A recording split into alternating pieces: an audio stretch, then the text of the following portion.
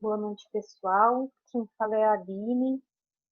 Eu estarei à disposição de vocês acompanhando o chat, então todas as perguntas, por favor, encaminhem pelo chat, que eu vou estar acompanhando e direcionando para os apresentadores.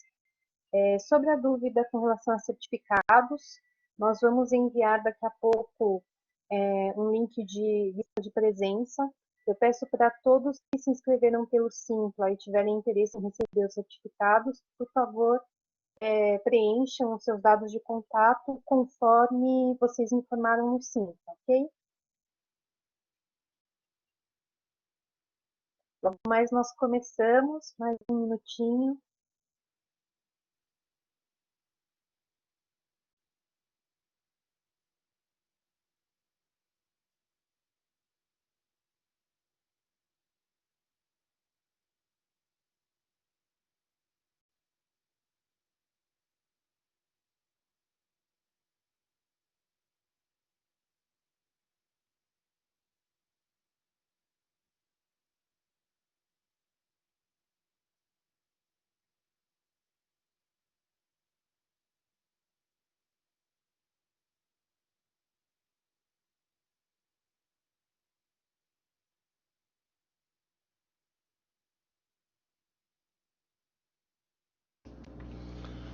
Bem, boa noite, pessoal. Eu sou Celso Zanqueta, aluno do mestrado em Saúde Ambiental. Agradeço aí a presença de todos, né, de todos os palestrantes, de todos os organizadores que a gente trabalhou aí esses meses e de todos que estão assistindo aqui também, né? E aqui no simpósio de impactos e desafios da pandemia do Covid-19 na saúde ambiental. Como a Aline falou agora há pouco, a lista para quem se inscreveu pelo Simpla vai passar no chat, certo? Quem tiver interesse no certificado, então é só preencher a lista. E as perguntas também vocês podem fazer no chat, e a Aline e eu vamos estar direcionando para os palestrantes e para o moderador, tá? Antes de abrir a conversa de hoje, e também para dar mais um tempinho aqui para o pessoal entrar, né? A conversa sobre projetos inovadores e empreendedorismo, vou passar um vídeo curto sobre o projeto do Prato Verde Sustentável, um projeto capitaneado aí pelo Wagner Ramalho, aqui ex-aluno da FMU também, e que justamente ajustou o projeto dele para se tornar doação de alimentos durante a pandemia. Vou colocar o videozinho aqui.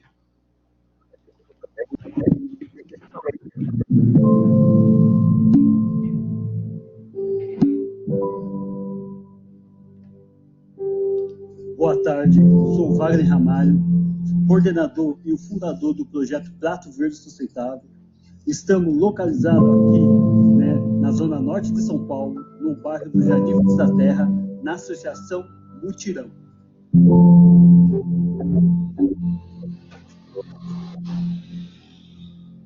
Diante da pandemia gerada pelo coronavírus, informamos que temporariamente suspendemos a venda dos produtos, pois estamos direcionando todas as nossas produções para atender as pessoas em situações de vulnerabilidade do bairro do Jardim Frutos da Terra.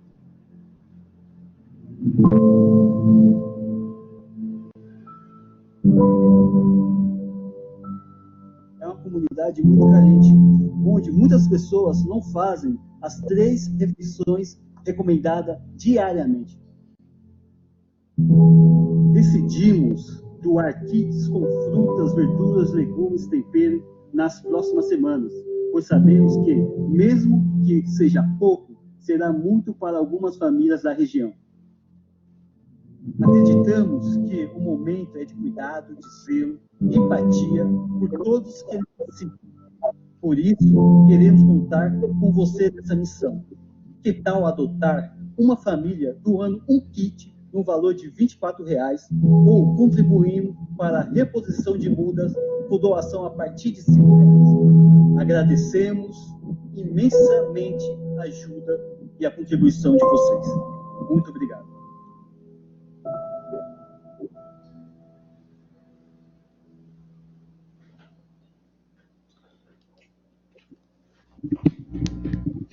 Bem, pessoal, aí vamos colocar a vaquinha o link da vaquinha aqui nos comentários, quem puder ajudar. Esse projeto ou outro projeto é sempre muito importante, ainda mais nessa época. E lembro ainda que estamos abrindo hoje a semana de palestras online, ou seja, além da palestra de hoje, temos palestras sobre vários temas relacionados com a Covid e os impactos na saúde ambiental acontecendo durante toda essa semana. E agora sim, gostaria de apresentar rapidamente. Nós temos aqui quem vai compor a banca, o doutor em Engenharia de Produção e diretor da Agência São Paulo de Desenvolvimento Responsável, e nosso moderador dessa discussão de hoje, o doutor Paulo Ribeiro. E os palestrantes, o gestor estadual do projeto Agente Local de Inovação no Sebrae São Paulo, André Lascano, o cofundador da Gerando Falcões, o Lê Maestro, e o engenheiro de automação e gerente de projetos na Fundação CERT, o engenheiro Jefferson Mello. E convido para abrir aqui a palavra o nosso coordenador do mestrado em Saúde Ambiental, o professor Dr. Jefferson Russo. Obrigado a todos, vamos ter uma boa noite. E, Jefferson, a palavra é sua. Obrigado, Celso. Boa noite a todos. É um prazer enorme estar aqui com vocês, mesmo que virtualmente, né? Nessa tão rica discussão que está para se iniciar, com palestrantes, um ciclo todo, não só hoje. Dou meu boa noite especial aos palestrantes que já estão aqui conectados que compor a atividade de hoje, mas para todos, claro. Então, queria só brevemente, nessa abertura, parabenizar a organização. Queria agradecer muito essa iniciativa dos nossos alunos, que num período de tantas adversidades, né, num período onde a gente tem dificuldade de executar nossas atividades científicas, de manter a nossa produtividade, muitos com dificuldades de atender a expectativa que tinham sobre seus experimentos, principalmente os que tinham atividades de campo, né, previstas. Isso é muito difícil, isso mexe muito com a gente, faz a gente sair de uma zona de conforto, e aí a gente gera as vantagens, né? As vantagens de ocasiões como essa, está aqui começando.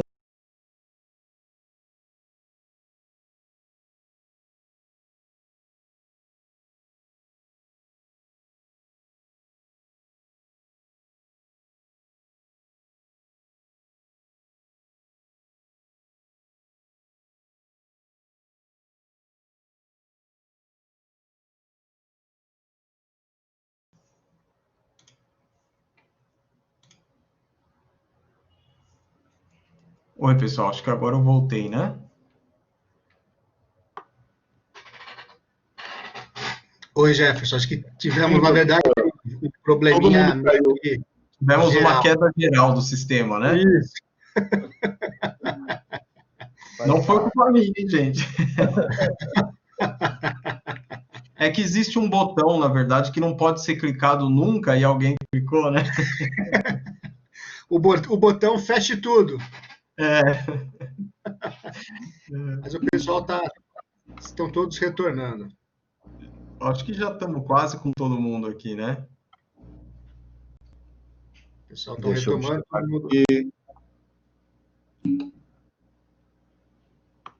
Na verdade, estão voltando aos poucos.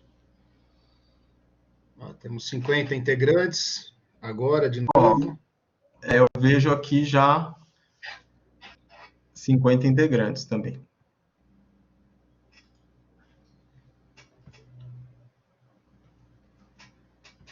Eu acho que era mais ou menos esse o número que estávamos antes, né? Acho que sim. Caiu com 51. 51? Faltando o professor Paulo.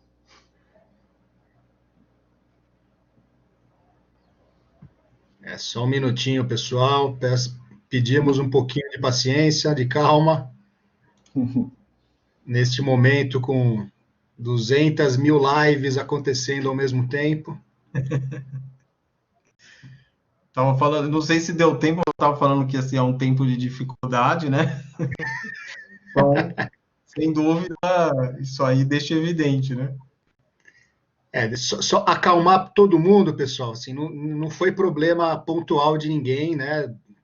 Na verdade, foi uma queda coletiva que aconteceu com todo mundo.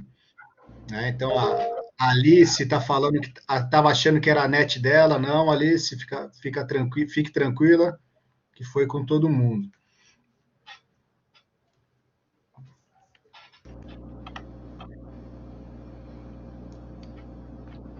Eu achei que era minha gatonete aqui. Professor Jefferson. Podemos já retomar, né? Sim. Então, gente, como eu estava dizendo, além do meu boa noite, eu não sei até exatamente qual trecho que passou aí para vocês, né? Mas eu estava enaltecendo a atividade dos nossos alunos, que nesse período difícil, onde a gente tem que aprender a se adaptar, a gente tem que superar, até psicologicamente, as dificuldades de querer ter uma atividade científica produtiva num período onde é obrigatório o distanciamento social por uma questão de saúde, né? E aí, nesse período dessas dificuldades, é quando a gente realmente se reinventa, e quando a gente faz isso de forma criativa, a gente percebe o quanto produtivos podemos ser de formas inovadoras, né? E os nossos alunos tiveram essa iniciativa junto com o professor Menghini, né? Isso é muito importante se dizer, porque não foi uma demanda gerada pelo programa, vocês têm que se organizar, vocês têm que fazer, não foi. Foi uma iniciativa puramente dos alunos, que, diante dessa situação, já se propuseram a fazer um simpósio, já com esse formato online. O nosso programa começou a fazer as defesas online, as qualificações, inclusive foi o programa que fez isso primeiro e o único programa que conseguiu manter os prazos, né, de todas as nossas atividades, mesmo que à distância. Então, isso mostrou um grande potencial que a gente já estimava que nossos alunos tinham, mas que aqui só se tornou evidente, né?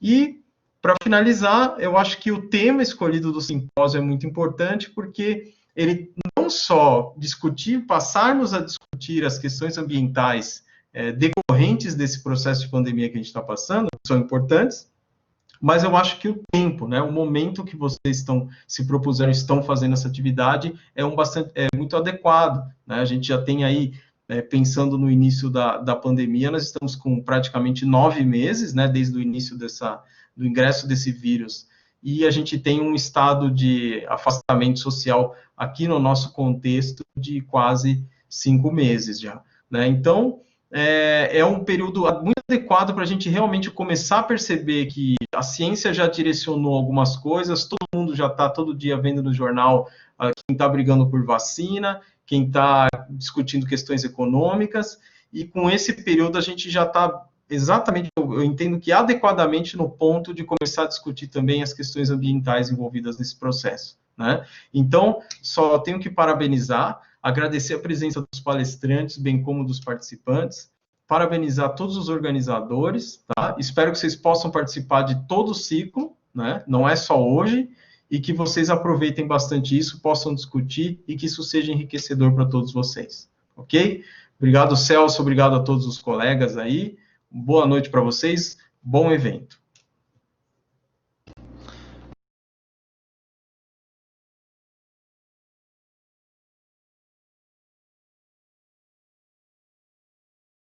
Aqui nesse momento, né?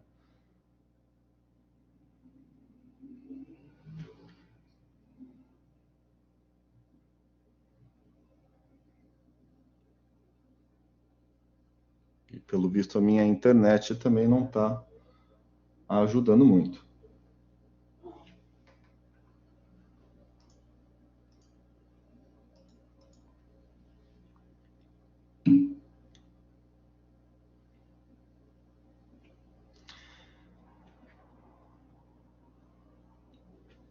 Bem, enquanto a gente espera o Paulo, eu iria convidar o André Lascano, o gestor do projeto. Ah, o Paulo entrou.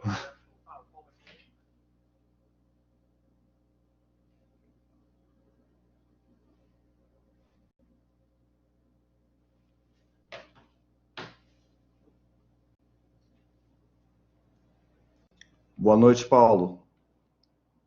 Já te vendo. Opa, estamos escutando.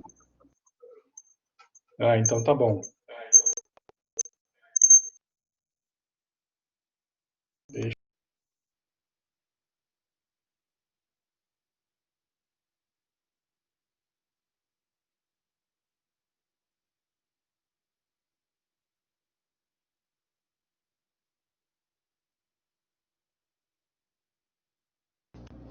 Eu acho que o professor Paulo está com alguns probleminhas, ele vai reiniciar lá. Tá escutando? Agora estamos escutando, Paulo. Ah, então tá bom. Bom, boa noite a todos. Eu queria agradecer muito o convite dos alunos e também dos organizadores, dos professores do mestrado que organizaram o seminário, para a gente poder fazer parte dessa semana e discutir um pouquinho aí a questão do empreendedorismo e de projetos inovadores nesse período tão desafiador que é da pandemia, né? É no período que nós estamos vivendo. Então, assim, eu acho que é um grande momento também para as empresas e para as pessoas se reinventarem, né? É muito bacana poder falar desse tema hoje com os alunos do mestrado e com os alunos da FMU, né? Eu tive aí como professor do mestrado até o ano passado e é muito gratificante poder voltar e falar um pouquinho com vocês sobre temas tão importantes como este, né? E também fazer parte de uma banca, né? De um hall de palestrantes aí tão bacanas aí, né? Falando do André com a questão do Ali, lá com o Sebrae, do Agente Local de Inovação, que é um projeto muito bacana. Eu trabalhei bastante tempo no Sebrae e fui responsável por implantar o primeiro programa Ali aqui no estado de São Paulo, junto com a equipe aí do Sebrae, quando essa metodologia veio do Sebrae Nacional, e é um projeto super bacana que apoia as pequenas empresas, né? Falar também com o Jefferson, falando de indústria 4.0, falar dessa parte de novas tecnologias na indústria, mas também em outros setores, né, que é fundamental para enfrentar a competitividade cada vez mais acirrada, ainda mais um momento de escassez de compras, de público, de cliente. E também a oportunidade de falar com o Lê Maestro, né, com o trabalho maravilhoso que eles fazem na Gerando Falcões, que é muito bacana. Mais recentemente, aí trabalhando na DESAMPA, né, na Agência São Paulo de Desenvolvimento, estou tendo a oportunidade de trabalhar com bastantes projetos de empreendedorismo social, mas de projetos na quebrada, né, de fazer uma série de atividades bacanas, de conhecer um pouco uma realidade diferente, né, que é ver como o pessoal está encarando, o pessoal principalmente das regiões periféricas da cidade de São Paulo, estão encarando esse desafio da pandemia e de como fazer negócios funcionarem neste período. Então, é muito bacana ver como é que é essa dinâmica e ver como que os empreendedores conseguem superar essas dificuldades, né? E, basicamente, né, pensando no cenário atual que a gente se deparou com a pandemia, a gente sempre falou que a questão da inovação era fundamental para as empresas serem competitivas, né? E acho que a pandemia está explicitando, escancarando isso, né? As empresas tiveram que se adaptar de uma hora para outra, sair do ambiente físico, né? De que o cliente estava na rua, estava nos comércios, estava procurando serviços, estava podendo fazer aula presencial, e de repente esse mundo acabou, né? De uma hora para outra tudo fechou e as empresas tiveram que se adaptar. Então foi muito bacana conseguir acompanhar a evolução, principalmente das pequenas empresas que têm uma flexibilidade maior, né, do que as grandes também se adaptaram, mas de como elas passaram a utilizar ferramentas de vendas online, se você olhasse os negócios de periferia, eles sempre trabalharam muito alicerçado no WhatsApp, por exemplo, né? Muitas vendas e negócios eram feitas pelo WhatsApp. Então já estava na cultura de vários empreendedores como é que você faz esse tipo de trabalho de venda remota, né? Mas foi um desafio, né? Como é que todo mundo foi para as plataformas de venda. Foi bacana de ver várias iniciativas de plataformas, como o próprio Sebrae lançou diversas plataformas gratuitas para o pessoal conseguir vender online, em parcerias com o Magazine Luiza, por exemplo. Tiveram várias iniciativas nesse sentido, mas é um desafio muito grande, né? Porque como a gente estimula o empreendedorismo no Brasil ou na cidade de São Paulo, sendo que a gente tem o grande desafio que a questão do empreendedorismo ela é cultural também, então não é de uma hora para outra que a pessoa vira um empreendedor e consegue ter sucesso, né? Ele precisa trabalhar os comportamentos empreendedores para conseguir mudar uma realidade ou fazer um negócio acontecer. E não empreender só por necessidade, que é outra coisa que está acontecendo, né? Muita gente perdeu o emprego e está buscando uma alternativa de gerar renda, fazendo um negócio, né? Tentando fazer algum tipo de atividade para gerar sua renda. Então, tem sido desafiador, né, para esses empreendedores que estão empreendendo por necessidade de encontrar mercado. E, normalmente, essas pessoas vão empreender em setores tradicionais, né? Então, de coisas que são mais fáceis de serem feitas ou que não requerem, não são tão complexas. Então, perdi meu emprego, vou montar uma barraquinha para vender alimentação na rua. Alimento sempre é um bom negócio, mas se todo mundo vai vender alimento na rua, como é que fica a concorrência, né? Como é que fica a regularização desses negócios? Um dado que é impressionante é a quantidade de MEIs que estão sendo abertos na cidade de São Paulo, né, do microempreendedor individual. Houve um aumento nesses últimos 4 meses muito grande de abertura de MEIs. O último dado que eu tive acesso, que não é o dado da prefeitura, ainda que não foi publicado, mas houve um incremento de abertura de quase 40% de novos MEIs de microempreendedores individuais na cidade de São Paulo, que mostra uma tendência disso, né, de a perda do emprego com carteira, e aí ter que gerar uma maneira de gerar renda, a pessoa tentando se regularizar para poder empreender, né? E surgiram diversos projetos interessantes, projetos de crédito. A gente acabou de ver um projeto, né, que pedindo financiamento, né, para financiar a produção, para doar de graça, mas tiveram vários projetos inovadores, por exemplo, de microcrédito por aplicativos, sendo financiados por pessoas físicas. Então, deu para ver um movimento muito grande de novas startups, né, de pequenas empresas de tecnologia, também entrando no setor para tentar gerar novos negócios.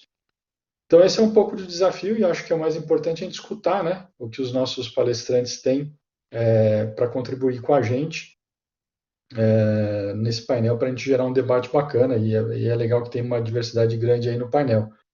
Então, pela ordem que me passaram aqui, acho que eu chamo o André agora para falar um pouquinho do Ali e da experiência do Sebrae. É isso, Celso? Isso, professor. Vamos chamar o André Lascano. Pessoal, boa noite. Me escutando, me ouvindo? Ouvindo bem, André. Legal, show de bola. Primeiramente, obrigado pelo convite, Aline, professor Paulo Marcelo, lá do Sebrae. A gente teve um breve contato lá no Sebrae, né? Então, já para me apresentando, meu nome é André, trabalho no Sebrae, sou coordenador do estadual do projeto Agente Local de Inovação, que é um projeto que visa levar a inovação aos pequenos negócios, né? Então, eu acredito que justamente nessa pandemia, enquanto a necessidade de se reinventar ficou muito evidente aos pequenos empresários, né? Esse projeto se fez muito importante, né? Muito importante para que os empresários saíssem da zona de conforto, né? Eu acho que 2020 está sendo um ano muito, assim, ninguém esperaria que ia acontecer, tudo isso está acontecendo, e com isso, a necessidade de reinvenção que o empresário e o pequeno empresário teve a necessidade foi muito grande nesses últimos meses, né? Claro que aquele empresário que já estava um pouco mais preparado, que já tinha as noções de transformação digital implementada na empresa, com certeza ele saiu mais na frente desse momento, né, nessa crise. Quando a gente fala, a gente tem falado muito disso no Sebrae, né, da importância da transformação digital, especialmente quando os comércios estão fechados, as portas dos comércios estão fechados, estão retomando agora, né? Mas no momento que você não consegue abrir o seu negócio, abrir o seu comércio, né? Sua empresa, basicamente a vitrine dele serão as redes sociais, né? Então quem já cultiva tudo isso, quem já cultiva toda essa parte de presença nas redes sociais, nas mídias sociais, com certeza teve um avanço muito grande durante esse tempo de pandemia, né? Falando um pouco do Projeto Ali, o Projeto Ali, basicamente, nesse último ciclo, né, de 2019 2020, selecionamos praticamente mais ou menos 150 pessoas para se tornarem agentes locais de inovação. A gente até brinca, né, que o Projeto Ali não é um trabalho, uma missão, porque a gente identifica muito com o propósito, né, o propósito de fazer o bem, ajudar as pessoas, ajudar os pequenos empresários a superar esse momento de crise. E esse projeto está vigente há mais de 10 anos aqui no Sebrae São Paulo, né? E com esses agentes, quando vão a campo, eles aplicam a metodologia no empresário, desde achar o problema até levar uma solução inovadora que o empresário aplica, né? E com isso a gente teve excelentes resultados, assim, empresários que realmente não souberam o que fazer, não saberiam o que fazer durante essa crise, mas que com o auxílio do Ali deu tudo certo, assim, conseguiu superar esse momento. Eu acho que para a apresentação tá bom, depois a gente retoma aí a pauta, mas só para contextualizar um pouco o projeto Ali, inovação, pequenos negócios, que eu acho que é importante nesse cenário de pandemia, né?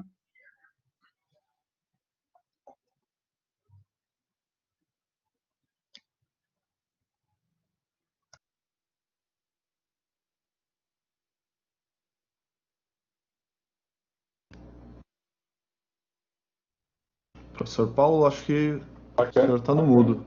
Opa. Não, voltei aqui.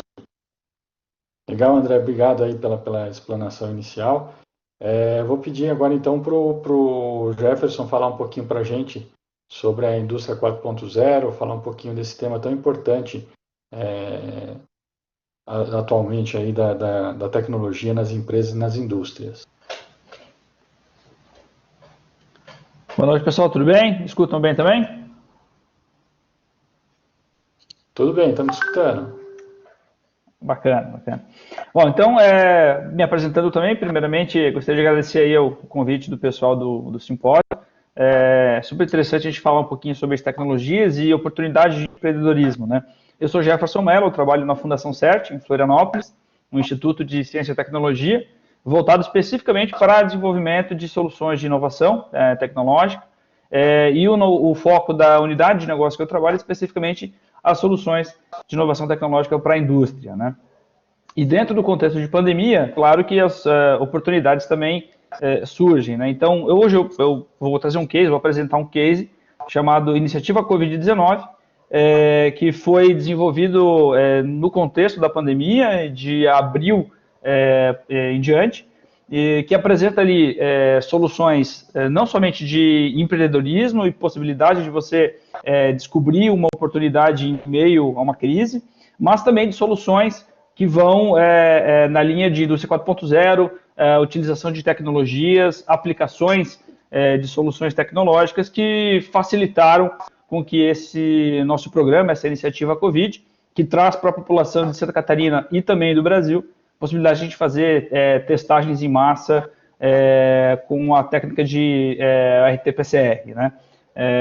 Então, esse contexto todo a gente vai apresentar, tem algumas informações bem bacanas aí, os desafios que a gente teve que conseguir sobrepujar durante a pandemia, para a gente conseguir colocar em marcha, né, esse programa de testagem em massa que foi desenvolvido aqui na Universidade de Santa Catarina, né, encabeçado pela Fundação CERT, e também com duas startups, que são aquelas que foram as empresas que buscaram as tecnologias laboratoriais para fazer os testes, né?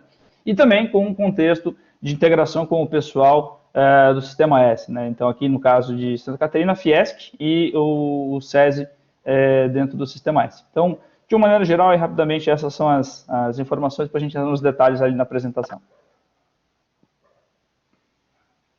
Legal.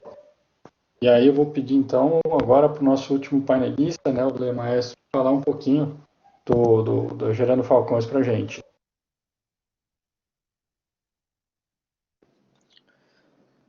Boa noite a todos. Vocês conseguem me ouvir? Sim, estamos escutando.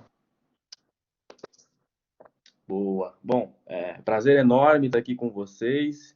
Agradecer aqui a Daniela Amaral que fez o convite. Agradecer também a Aline que me ajudou bastante aqui com a ferramenta que eu não conhecia. E a todos vocês que estão aqui na sala, palestrantes, ouvintes. Um prazer enorme estar aqui com vocês. Bom, eu sou Lê Maestro, cofundador da Gerando Falcões.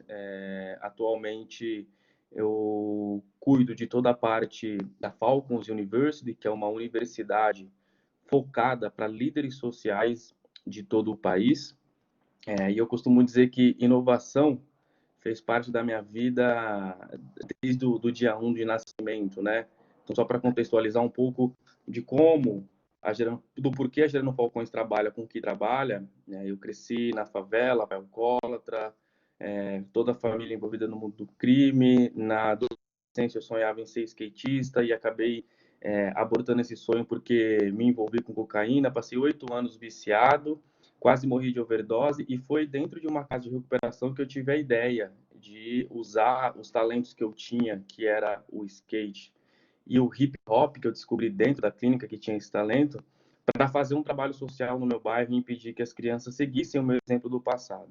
E quando eu saí de lá, eu fiz exatamente isso, me reencontrei com o Edu Lira, que é o fundador da Gerando Falcões, e juntos nós unimos as nossas expertises e começamos a empreender socialmente, primeiro dando palestras em escolas, depois ampliando essa iniciativa com um grupo chamado MCs pela Educação, que eu também criei, um grupo de rap, de funk, que tem como principal objetivo promover a ostentação da educação.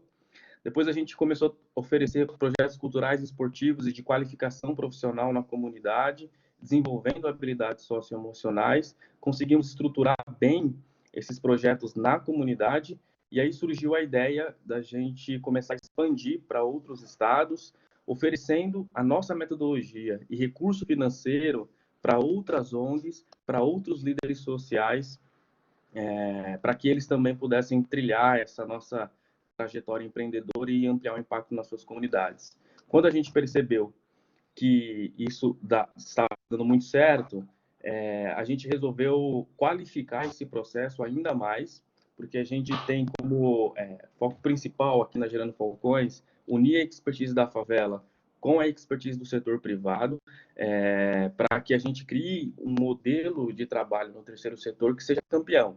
Então, a gente entendeu que a gente precisava fazer uma formação mais ampliada, mais qualificada para esses líderes sociais, para que eles, quando recebessem o recurso financeiro da Gerando Falcões, recebessem de uma forma que eles pudessem gerenciar e aplicar nas suas comunidades de uma forma mais madura. Então, hoje a gente tem a Falcons University, que é uma universidade para líderes sociais, que tem uma meta, né, de nos próximos 4 anos formar 540 líderes sociais e investindo recurso financeiro em 100 deles, mantendo os outros 440 na nossa plataforma de fellowship e estando presente em 1.200 favelas do país, oferecendo esse trabalho de educação por meio de projetos variados, né? E na pandemia a gente iniciou um trabalho mais forte de assistencial através das cestas digitais, que eu acredito que quando a gente fazer a maior explanação aqui é o que a gente vai falar um pouquinho mais também. Então a gente trabalha nesse pilar de educação, inovação e empreendedorismo, sobretudo para levar esse conhecimento para a favela e fazer com que os empreendedores, as famílias, as crianças tenham acesso a um conhecimento que vai elevá-los como ser humano e que também elevá-los enquanto profissional. Então, basicamente, a Gerando Falcões hoje faz isso. Muito bacana. Muito bacana aí todos os temas muito importantes para a gente fazer um bom bate-papo, uma apresentação. Eu queria só destacar um ponto dentro da DESAMPA, né, da Agência São Paulo de Desenvolvimento. A gente lançou um edital, a gente conseguiu fazer um convênio com a prefeitura para captar de recursos deles para lançar um edital para apoiar algumas startups que ajudassem nesse momento da pandemia, mas não no sentido da pandemia propriamente dito, mas com os aspectos econômicos da pandemia, né? E é impressionante ver a quantidade de projetos bons que vieram e de muitas startups que estão preocupadas com soluções para ajudar os pequenos empreendedores neste momento, né? E é muito bacana ver este movimento que está acontecendo de empreendedorismo, de todos preocupados também de como é que os negócios podem ter sucesso. E aí eu vou pedir, então, para o André, né, apresentar aí um caso do Ali, mas a trazer um pouco do trabalho bacana que é feito com o Ali para gerar inovação nesse momento da pandemia ou também fora dela. Vamos lá. Então, pessoal, antes de começar a minha explicação, eu vou falar que eu estou no Sebrae há 6 anos, mais ou menos, basicamente, né? E eu escolhi o Sebrae por acreditar que eu acredito que o empreendedorismo é um dos motores que pode levar a, a, a evolução das pessoas e de uma sociedade em si, né? Então, o empreendedorismo tem esse fator muito grande de impulsionar famílias, pessoas que trabalham através de um CNPJ, né? A gente sempre fala aqui dentro do Sebrae que por trás de um CNPJ são vários CPFs, né? Várias famílias dependem disso para sobreviver. Então, isso que é o mais importante dentro da nossa atuação dentro do Sebrae, né? Eu estou na gestão estadual do Projeto Ali desde 2015, mais ou menos. Então, já passaram aí por esse projeto mais de 25 mil empresas durante esse tempo aí que a gente atendeu. E todas elas, assim, tiveram uma... a gente sempre fala assim que o Projeto Ali, ele consegue dar um resultado muito grande no empresário quando tem a junção de 3 fatores muito fortes, né? Que é o papel do agente local de inovação e sempre instigar o empresário a buscar o conhecimento, a se capacitar em áreas deficitárias da empresa, né? O papel do próprio empresário, porque não adianta a gente encaminhar o melhor agente local de inovação se o empresário não estiver disposto a colocar em prática aquilo que foi ensinado, né? E o Sebrae que está dando que tem esse papel de dar todo o apoio e desenvolver as competências do empresário, né, da empresa.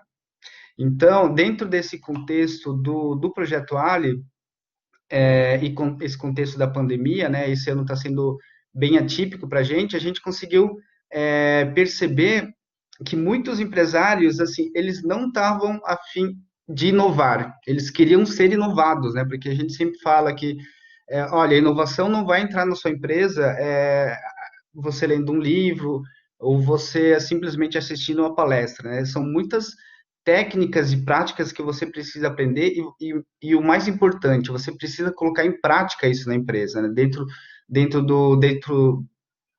com seus colaboradores e todo mundo que faz parte dessa empresa.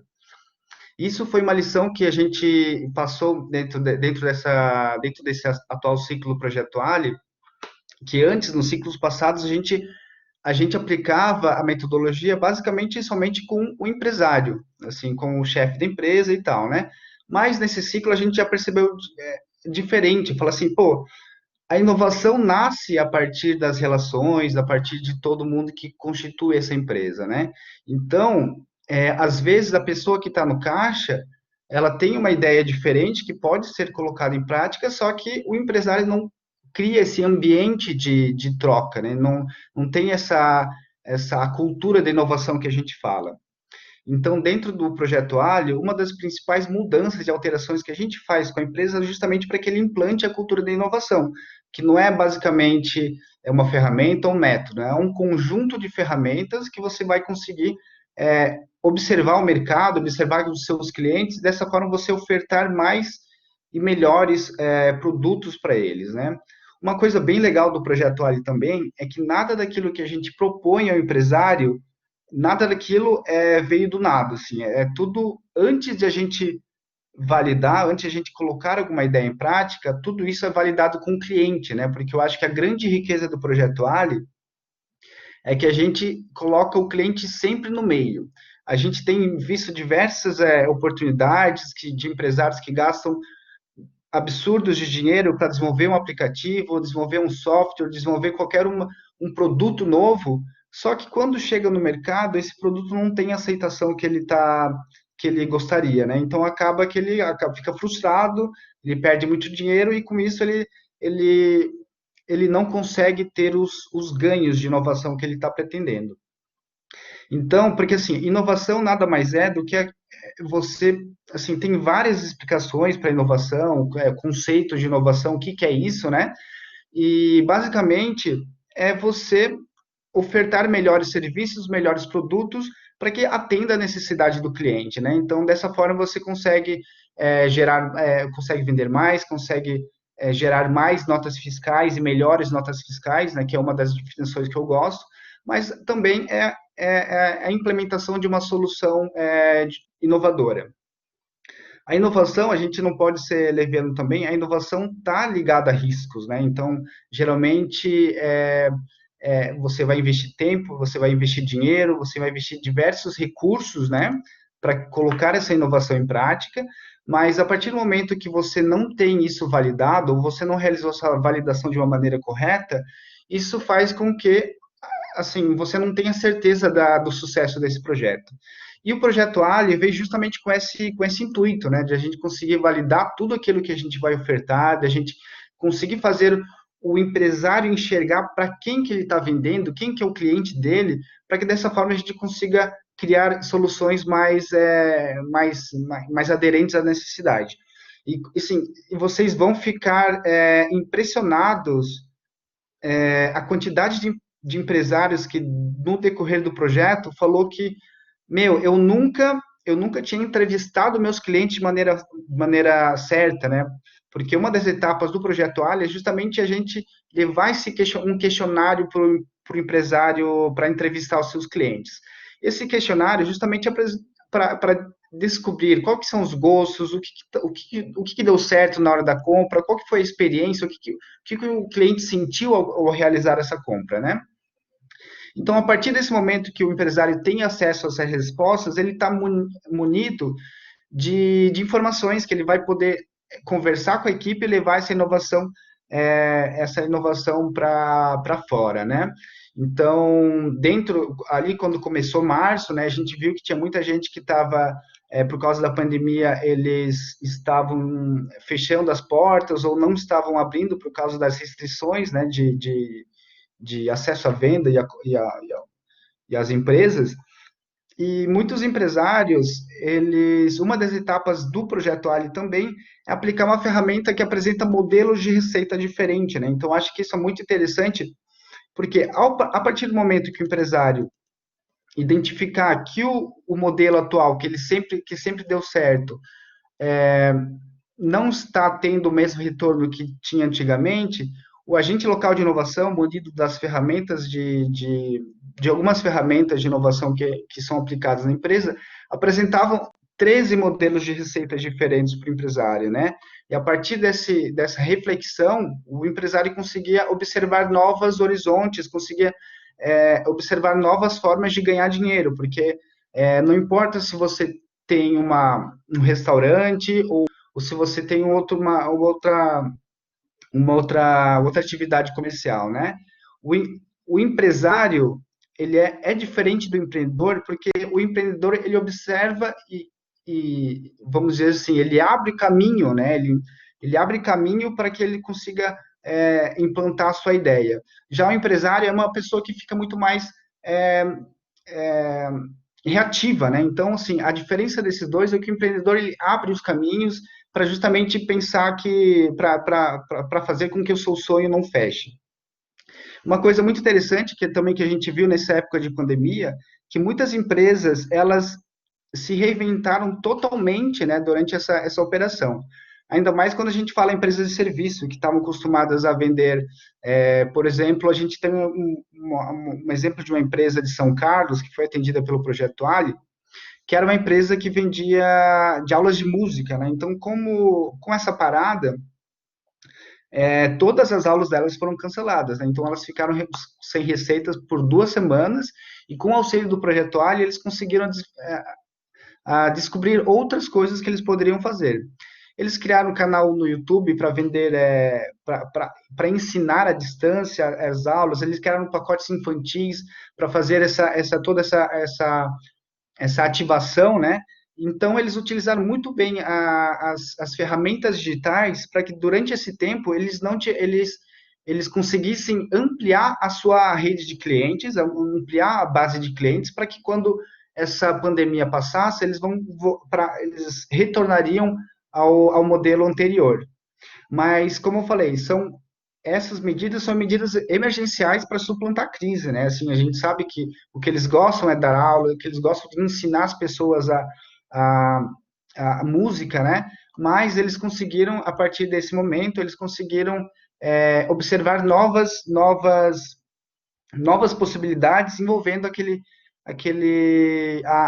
atuação deles, segmento de atuação deles, né? E porque, assim, o que é importante falar também é que, nesses últimos tempos, o importante para o empresário era se manter vivo, assim, sobre quaisquer circunstâncias, né? Então, muitos deles, claro, tiveram muitas emissões, aconteceu muito disso, né? Estima-se que no Brasil mais de 1 milhão de pessoas foram demitidas por causa do Covid. E, assim, alguns estudos relatam que também, após a crise, não serão todo mundo que serão sumariamente, assim, readmitidos, né? Então, a gente sabe que vai ter um déficit de emprego, e a gente acredita que o empreendedorismo é uma das principais ferramentas para que essas pessoas que não estão conseguindo recolocação no mercado de trabalho consigam ganhar sua renda e sua subsistência, né? Outro ponto que é importante falar por causa dessa crise muitas empresas se tornaram muito mais ágeis, muito mais produtivas, né? Então, eles acabaram com essa crise, acabaram tendo que desligar pessoas, e com isso as empresas vão se acostumar a trabalhar com menos pessoas, né? Então, isso é um risco também, né? Porque a gente sabe que as pequenas empresas são um dos principais fatores que movimentam a economia, quando a gente fala em fator de emprego, né? Mas, com essa baixa, a gente vai ter que dar oportunidades novas para essas pessoas ingressarem no mercado. E o empreendedorismo, com certeza, é uma das ferramentas para fazer com que as empresas, com que as pessoas ganhem essa renda no futuro, depois da crise.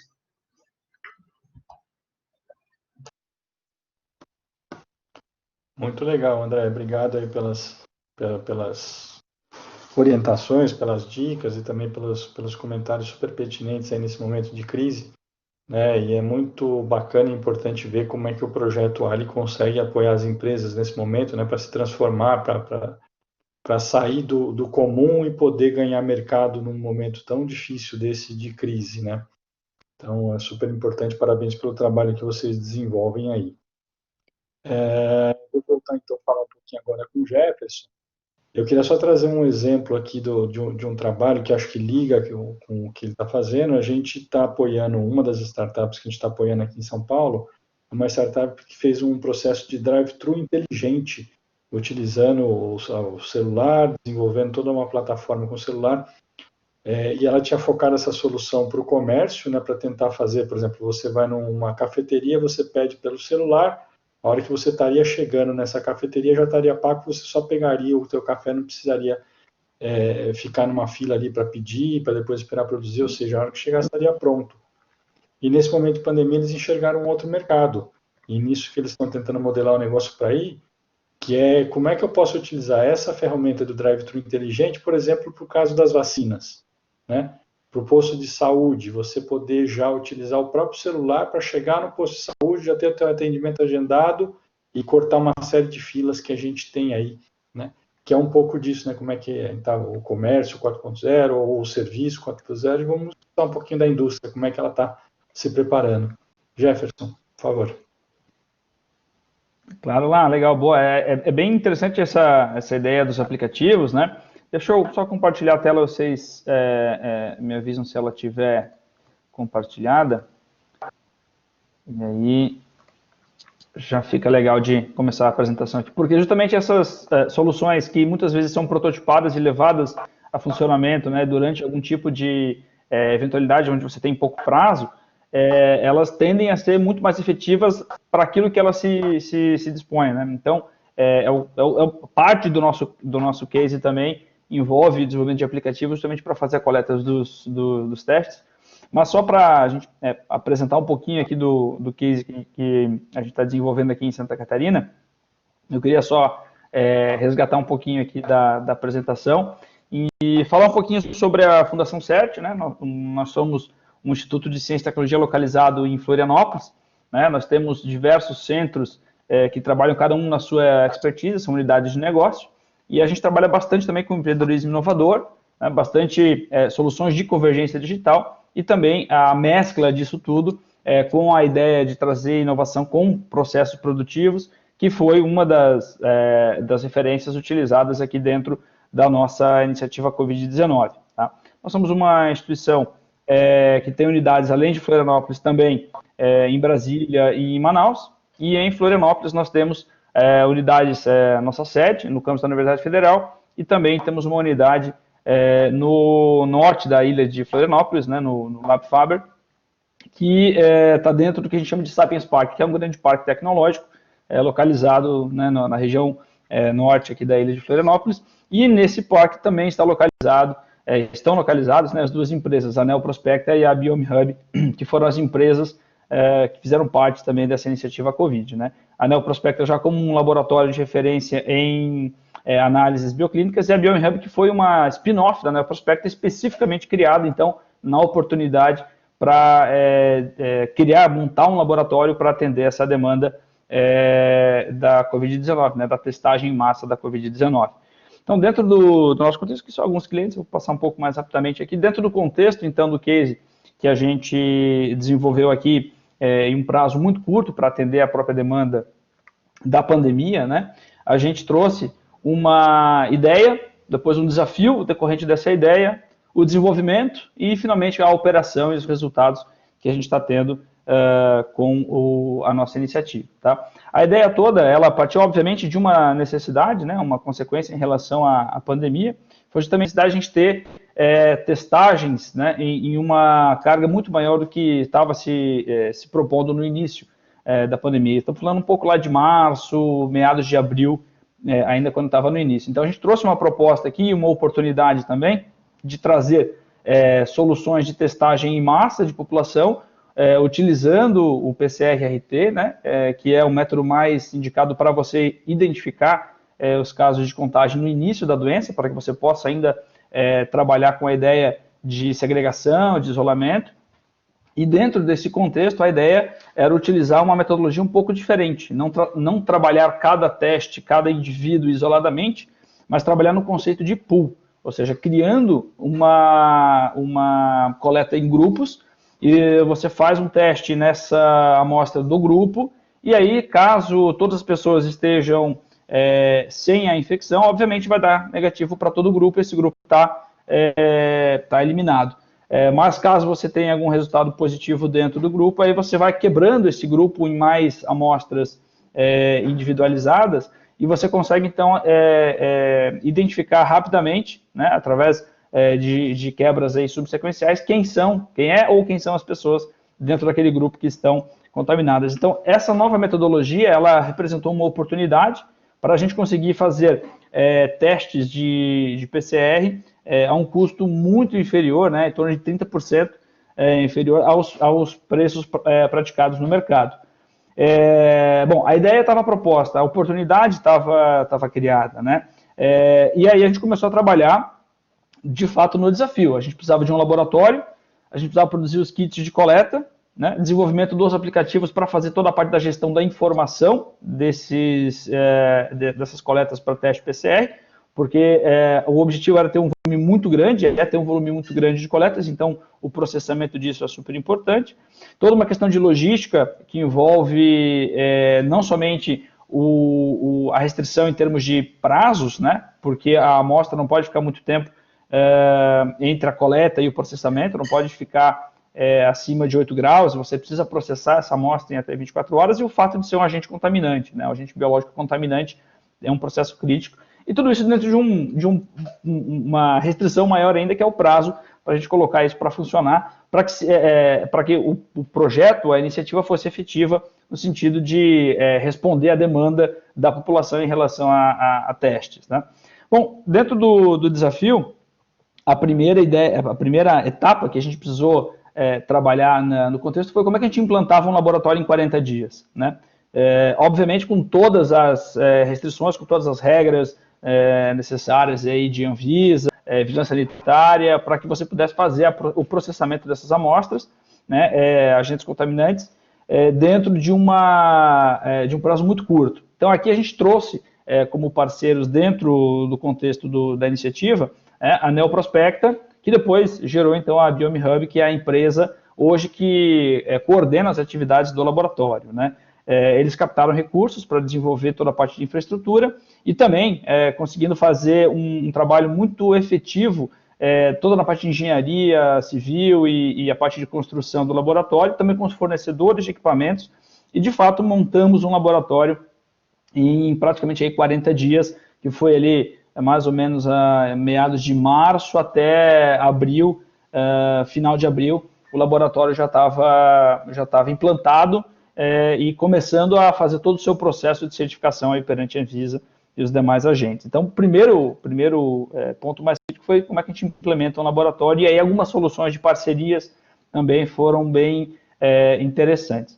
O segundo ponto foi justamente como é que a gente faria a produção, né? A gente precisa produzir diversos kits, né? O kit de coleta de amostra ele é composto de um tubo Falcon, né? Um tubinho aí de 15 ml, e o tubo coletivo é o maior de 50 ml, e lá dentro você precisa adicionar uma solução salina para fazer a conservação, né, da amostra coletada através do swab de nasofaringe, aquele que parece um cotonete, você coloca no nariz ali, ele faz a amostra, né, da mucosa da nasofaringe.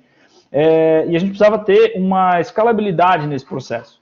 E aí o que a gente pôde utilizar, lançar mão aí dentro do contexto de produtividade, foi o LabFaber, né, que é uma estrutura, uma unidade fabril da Fundação CERT, né, localizada, como eu comentei anteriormente, no Sapiens Park, dentro do Instituto da Indústria, que é uma parceria com a Fiesc e Senai e SESI aqui de Santa Catarina, que permite, né, e permitiu que a gente utilizasse uma estrutura já existente, pré-existente, para prototipar o processo, e aí já falando um pouquinho de soluções de 4.0 dentro do desenvolvimento de processos produtivos, para prototipar de uma maneira muito rápida um processo produtivo, utilizando soluções de simulação. Então a gente trouxe algumas ferramentas de simulação justamente para validar o processo antes de ele ser de fato colocado em prática, e depois utilizando outras tecnologias como impressão 3D, prototipagem rápida e soluções de robótica colaborativa, para a gente conseguir de fato ter aí em praticamente 3 semanas também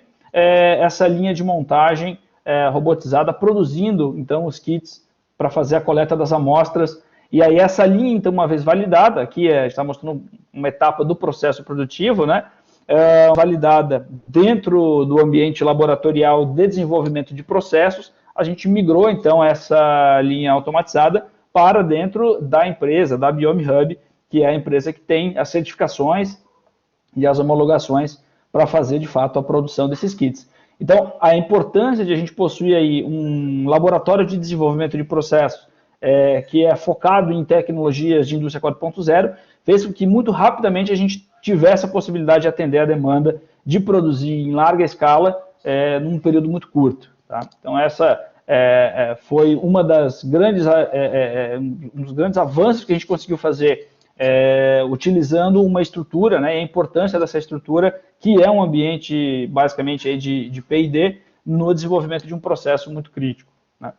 Ainda dentro do desenvolvimento, a gente trabalhou na parte dos aplicativos, né, como eu comentei, a gente precisou desenvolver toda uma série de funcionalidades dentro de 2 aplicativos, que é o aplicativo do paciente, ele permite que você se cadastre a priori, então você recebe toda uma lista de questionamentos, de cadastros que são obrigatórios, inclusive até pelos laboratórios centrais para fazer a coleta das amostras, e um aplicativo para o agente coletor, né, que é a pessoa que vai trabalhar em campo, fazendo a coleta e registrando a informação dos pacientes.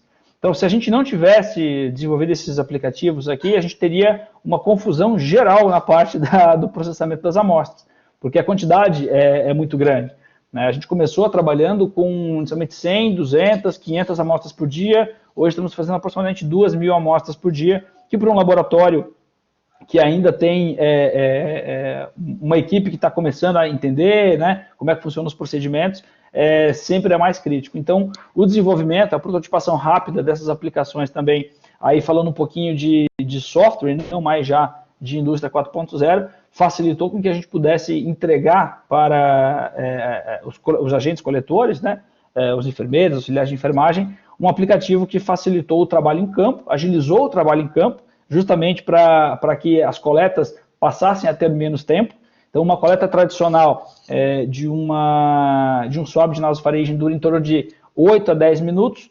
Utilizando os aplicativos com o protocolo de coleta, a gente reduziu para 3 minutos, em média, a coleta das amostras para COVID. Então, além de a gente aumentar a capacidade de coleta, a gente reduziu a exposição das pessoas, né, utilizando, então, os aplicativos que agilizaram todo esse processo de captação da informação.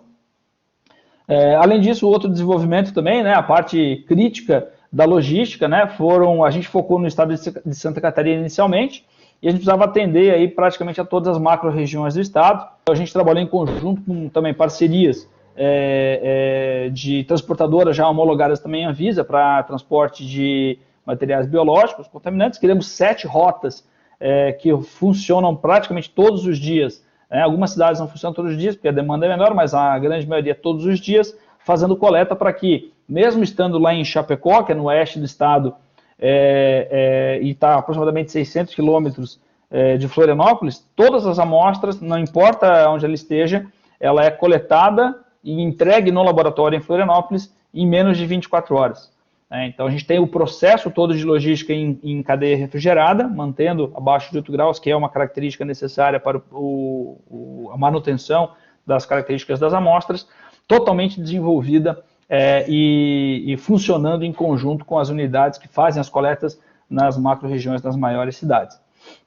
Então, dentro desse contexto, a gente pode desenvolver em praticamente 1 mês e meio todas aquelas os desafios que a gente tinha no início, né? Desde o laboratório, passando pela produção dos kits, utilizando as soluções de indústria 4.0, chegando também na parte do aplicativo, já rapidamente prototipando em 30 dias uma versão inicial dos aplicativos para o coletor e para o paciente, e o aplicativo do paciente permite que ele receba o laudo, receba o resultado do teste também, através das notificações, e também desenvolvendo a parte da logística, né, que é sempre muito crítica.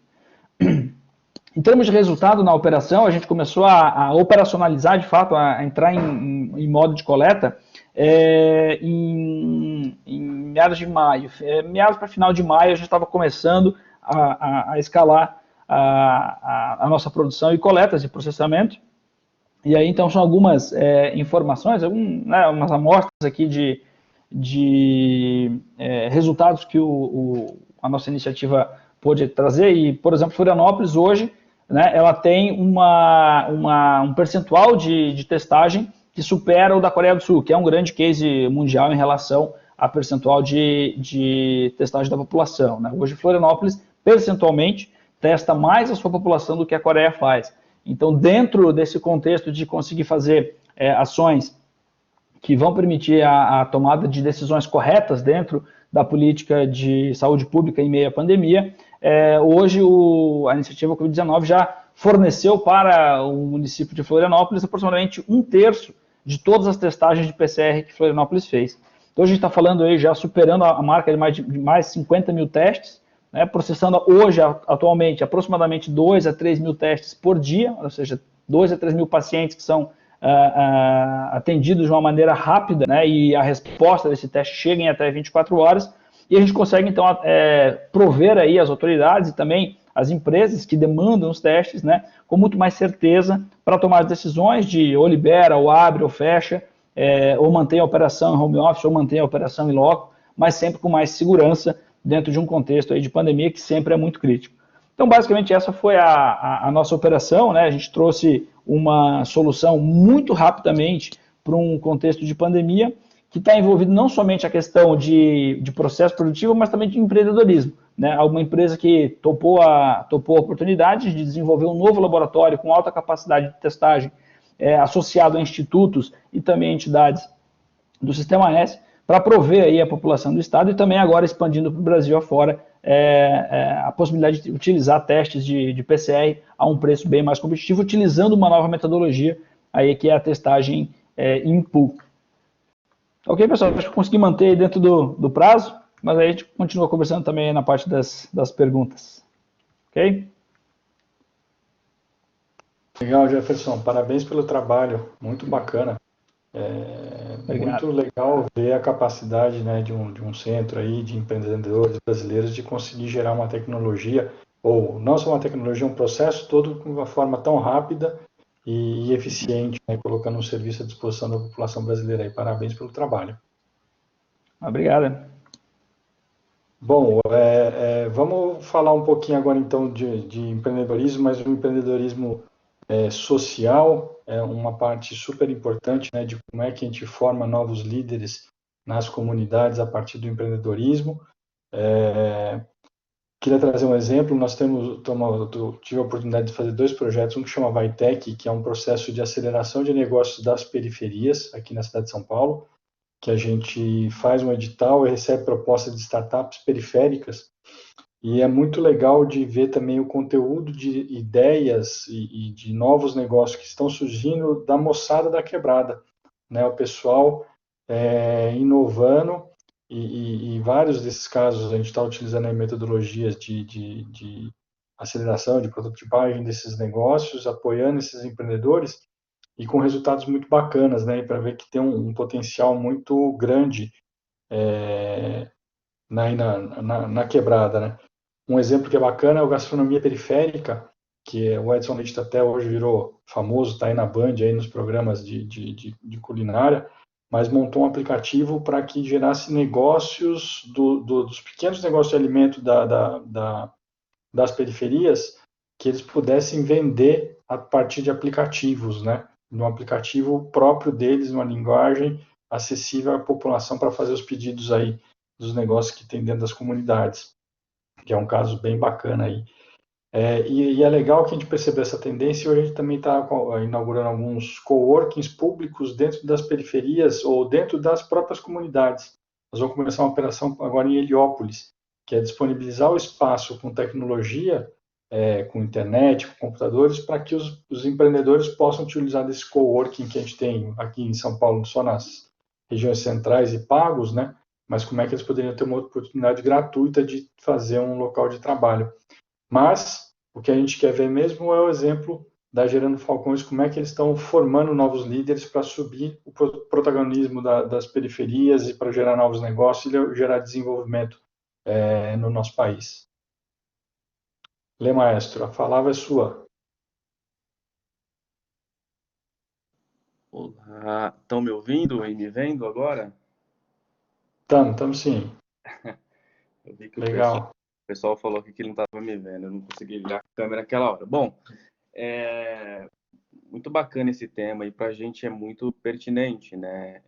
É engraçado não, é até um pouco triste, mas 15 dias antes da pandemia, a gente estava finalizando um processo de fomento ao empreendedorismo local de favelas, né, em parceria com o Itaú. Então, a gente formou, teoricamente, os empreendedores de 3 favelas e, no final, escolhemos os 15 melhores empreendimentos e aportamos neles um recurso para que eles reformassem um espaço, enfim, comprassem tecnologia para os seus negócios, né? Para que eles pudessem expandir. E aí, 15 dias, quase no dia da inauguração, estoura essa pandemia louca no Brasil, né? Também, no mundo e no Brasil. E aí a gente começou como todo mundo, a ficar um pouco preocupado com o que ia fazer, como ia fazer, porque a gente, enfim, estava acostumado com um mundo analógico, por mais que a gente já usasse tecnologia, mas a gente usava, ainda era muito analógico. E aí a gente teve que primeiro se reinventar no nosso formato de trabalho. Então, a gente tem ali uma universidade que tem esse programa de formação de líderes, mas ela tinha muitos módulos que eram presenciais de formação, são 11 módulos, né? Então, a gente criou um alojamento, construímos um espaço, salas de aula, os líderes vinham de todo o Brasil para poder estudar e, de repente, não podiam mais vir. Então, a gente teve que migrar todo o nosso conteúdo, que parte era EAD, mas todo o conteúdo passou a ser EAD a partir de então. Então, acho que essa foi o primeiro aprendizado que a gente teve aqui com essa questão da pandemia, né? Mas a gente conseguiu, com isso, suprir um lado da Gerando Falcões, que era o lado de formação de líderes. Mas tinham outros gaps que ficaram abertos que a gente precisava suprir como organização social. Primeiro é a questão da fome, porque a gente atende especificamente esse público de favela e que foi, na pandemia, o mais afetado, né? Os empreendedores, porque tiveram que fechar os seus negócios e, por serem pequenos e alguns médios, não conseguiam, de fato, manter-se de portas fechadas, e as famílias, né, que perderam seus empregos e faltou a renda para poder comer. Então, a gente teve uma ideia de unir, de fazer uma ação que pudesse tanto ajudar os empreendedores, como também ajudar essas famílias. E aí a gente teve a ideia da cesta digital. O que a gente pensou? Poxa, a gente cria um cartão com o valor de uma cesta básica ali. E ali ele pode comprar não só o alimento básico, mas ele eventualmente pode comprar outras coisas que ele quiser. Às vezes ele não perdeu totalmente a renda, então ele consegue comprar uma cesta básica, vai faltar o dinheiro da mistura ou outras coisas.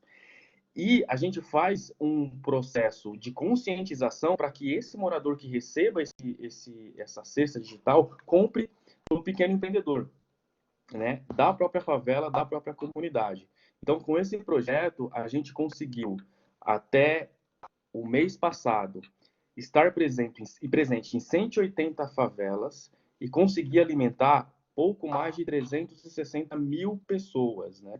Então, a gente conseguiu fazer uma grande revolução, chegamos a um teto de captação de 20 milhões de reais e conseguimos alimentar mais de 360 mil famílias e de fazer com que o comércio local pudesse continuar aquecido minimamente, para que eles não fechassem as portas, né?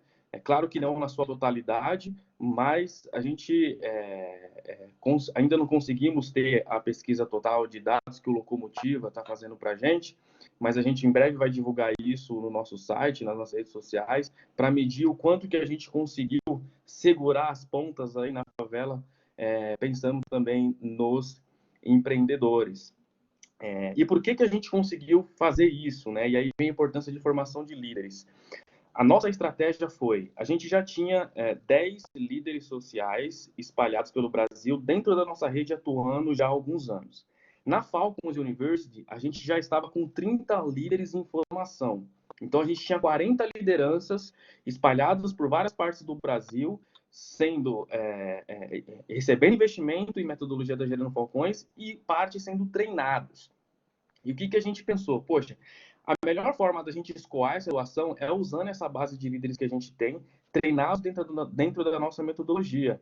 E aí a gente escoou parte da doação para esses líderes sociais e com esse escoamento de recurso, de doação, a gente também acelerou o processo de formação no trabalho em rede para que eles criassem outras redes em seus estados, de outros líderes sociais, de outras organizações, começassem também a movimentar e a captar recurso local de alimento e de dinheiro para ampliar ainda mais o poder da ação. E o resultado foi esse que a gente chegou, né, de conseguir aí.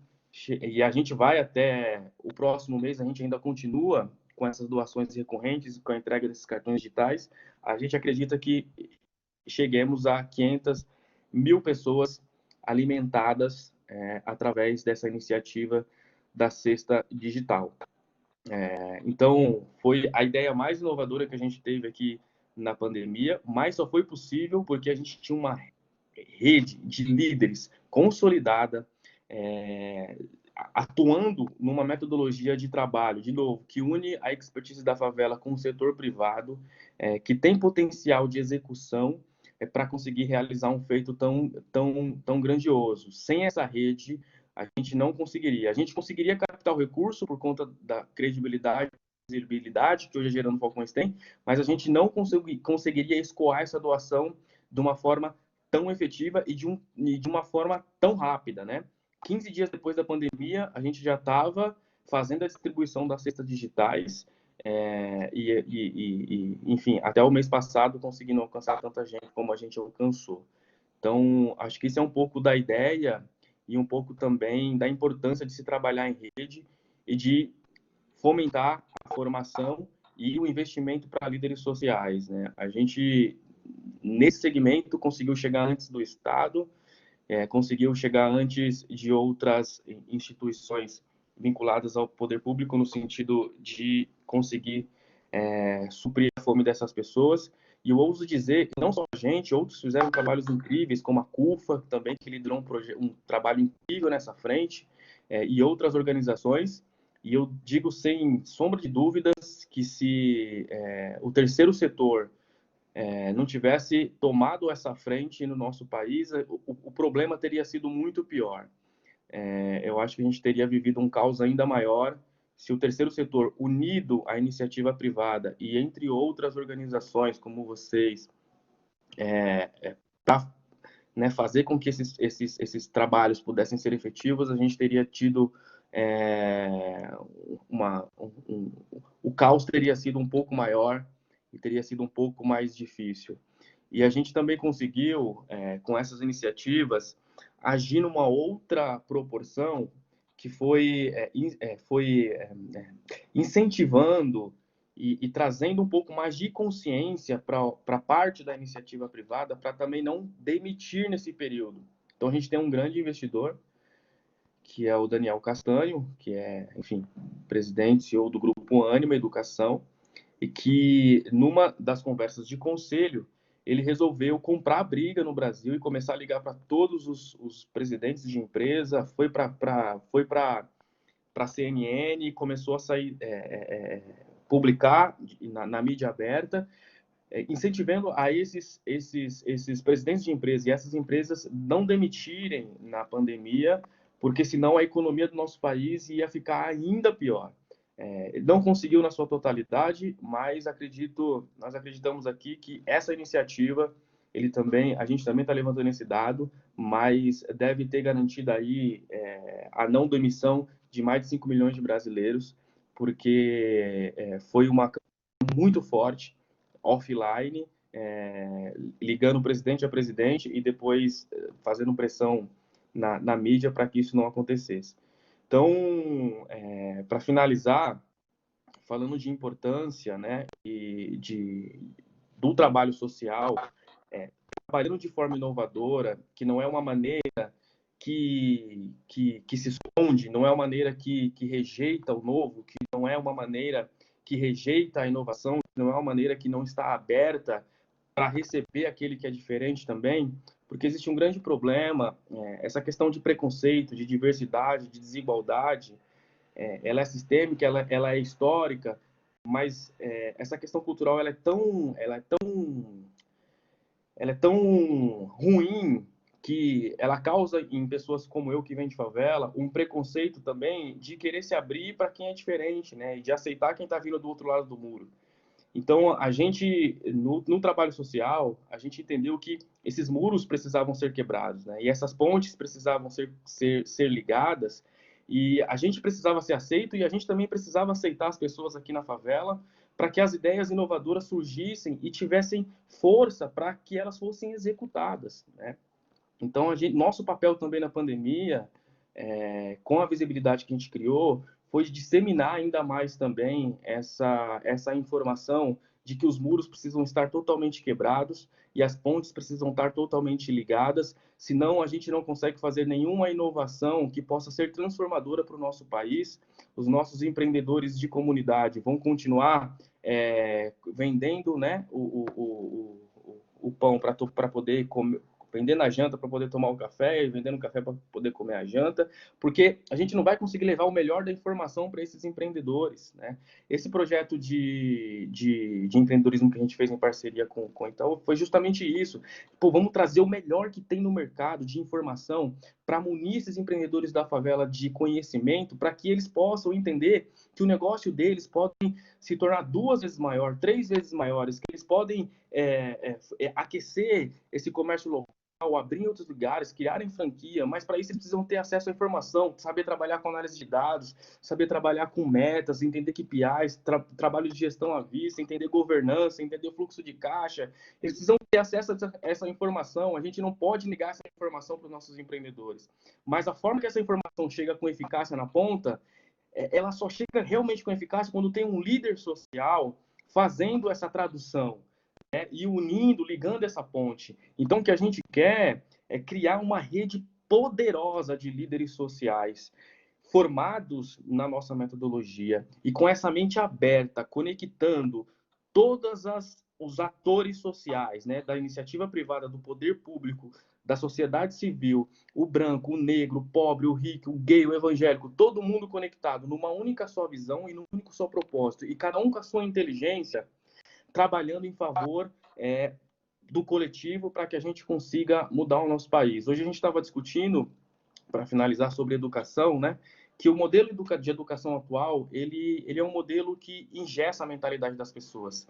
E a gente sabe que educação muda o mundo, mas a gente precisa mudar a forma de educar.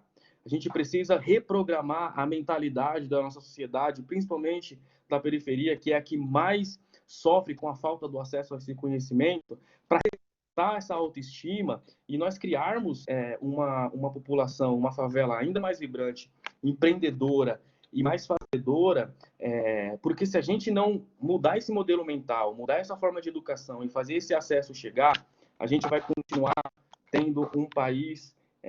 eu sei que é uma palavra forte, mas a gente vai continuar tendo uma forma medíocre de se viver no nosso país, que é tão rico, cheio de cadeira, cheio de resistência, de pessoas maravilhosas, mas vivendo ainda num país que é desigual. De novo, é uma forma medíocre de se viver, porque não é possível.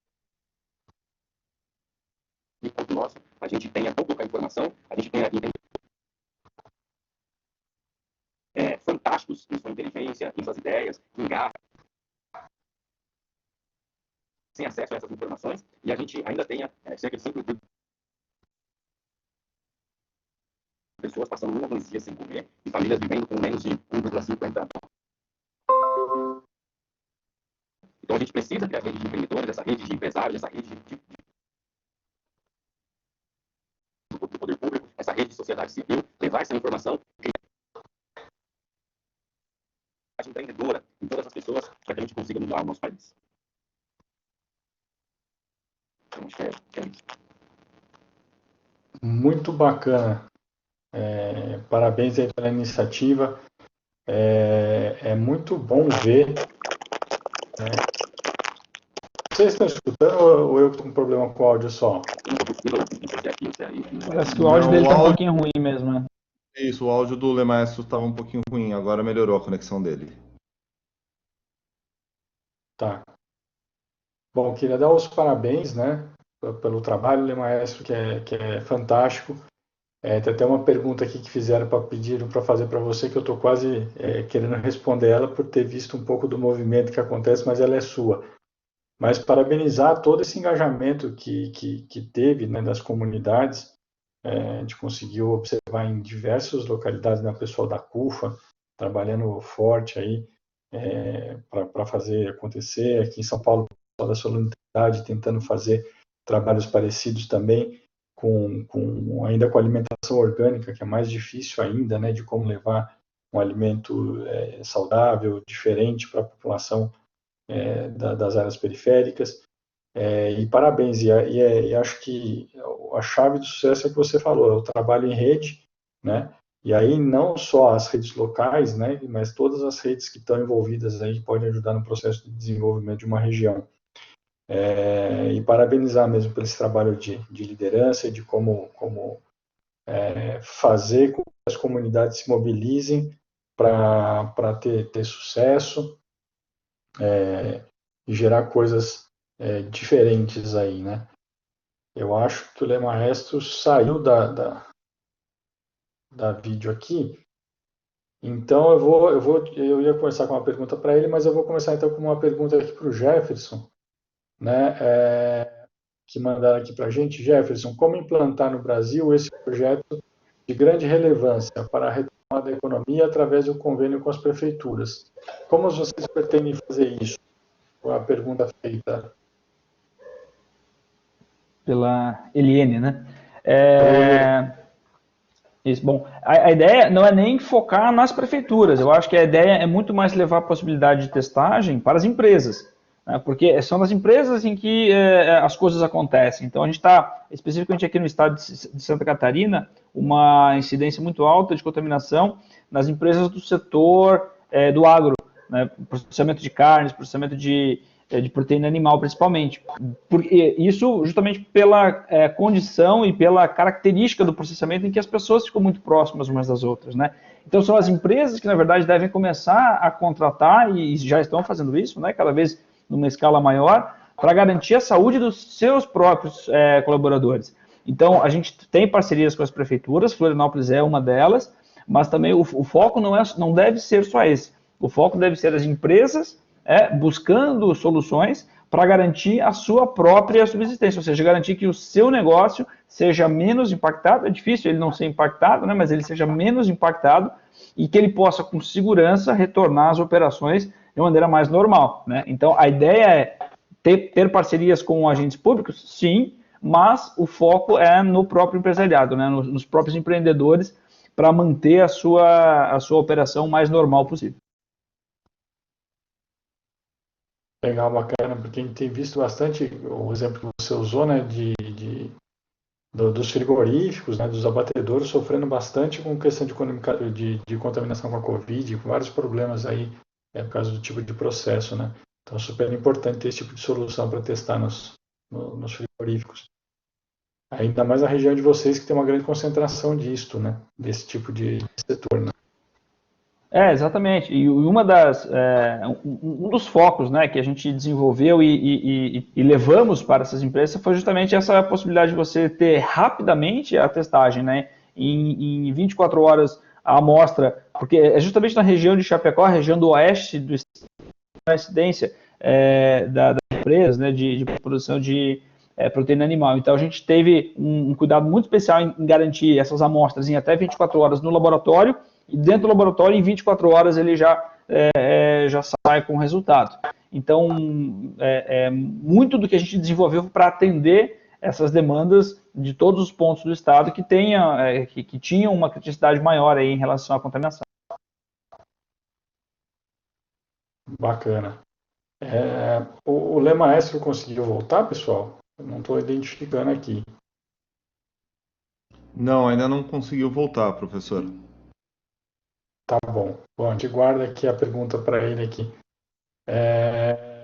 O Jefferson, tem uma outra pergunta para você, né? Se o método de testagem em Floripa podia ter sido utilizado para todo o Brasil, ou pelo menos em outras regiões.